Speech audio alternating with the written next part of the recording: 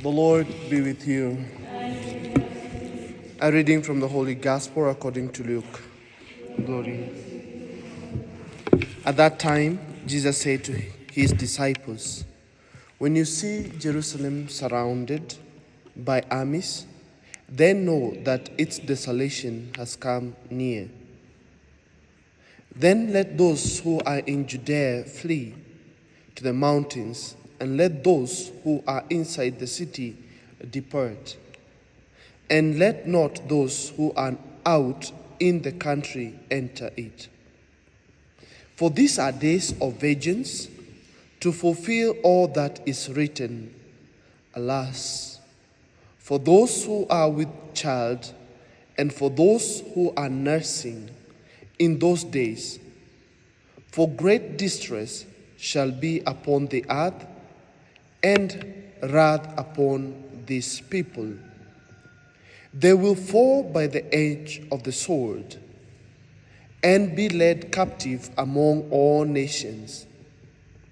And Jerusalem will be trodden down by the Gentiles until the times of the Gentiles are fulfilled.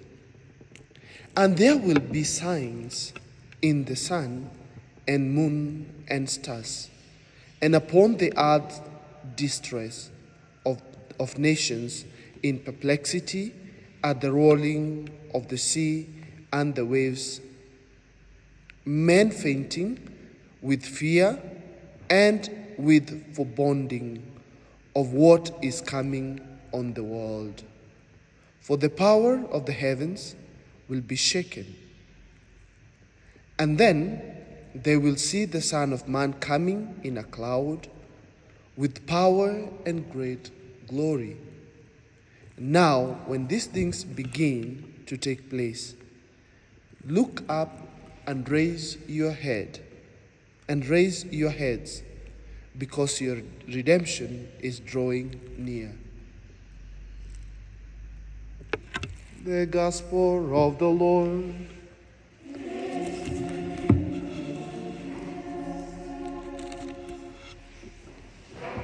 God is good, and all the time. Today, John looks up and sees a lot of things, and he sees a time when Babylon will be defeated. Wherever I read the book of Revelation, and wherever I remember what I was told about my teacher, and when I hear what people say about the book of Revelation, I'm left in awe. Because when people talk about the book of Revelation, the story that comes after this is about where the demon will be closed in for 1,000 years. And people say, when is that time coming when we will not have Satan roaming around the earth and tempting the people? This thing will not happen on this earth. Babylon is a place where Israelites were taken to for torture. When Israelites went against God, they were taken into Babylon exile. So they were being tortured. So the symbol of Babylon is a symbol of torture. It's a symbol of bad times and bad leadership and everything that man can experience that is bad. You are in a foreign country, and you are not only in a foreign country living, you are also being tortured in a foreign country. You know, it's better to be tortured in your own country. You can know how to maneuver and run away. So John tells us there comes a time that even after the most heinous leadership or the most timeless times of our years, it will come a time that God will remove Babylon from our lives. No matter how much we suffer, there will come a time that God will slam all your suffering down, and he will turn and give good tidings to you. And that's what today in America they are celebrating the Thanksgiving. It's Thanksgiving Day.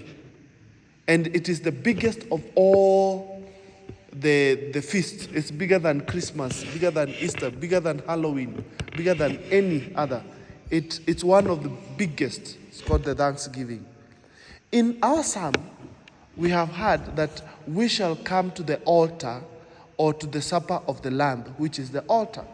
If you remember the Psalm of Sunday, now the feast of the Lamb has come. This is where we come for the feast of the Lamb. This is where we shall partake with God. And when we come, we celebrate the Eucharist, which comes from a Greek word called Eucharistien, giving thanks. After all that we go through, and I'm happy because when the bishop spoke, we were coming to the end of the year, and things were getting worse and worse and worse. But we are reminded, no matter how Babylonic our state of Kenya can be, we shall one day come and take in the feast of the Lamb, and we shall have Eucharistien, which means thanksgiving. We shall thank God because he will have redeemed us from all our turmoils. And in our gospel today from the book of Luke, do not enter the city. I don't know how many people want to enter Kenya today. You know, sometimes you have to come closer home other than go to Jerusalem. And do not, those who are, it will be a time of total disarray, a time of total desolation. Everybody is desolate. We don't know where to go. But remember, look up to God, and there shall come our redemption. We might try to do a lot of things. We might try to say a lot of things. But if we don't look up, we'll still be desolate. From where shall come our help? Our help shall come from the Lord. Let us look up to the Lord. Let us ask him to come and redeem us, come and save us. No matter what we are passing through in our families, no matter what we are passing through in our life, God will slam the desolation. God will put to an end our suffering, and we shall look at the altar and say, from where comes our redemption? From where comes our help? Tumsifu Yesu Kristo.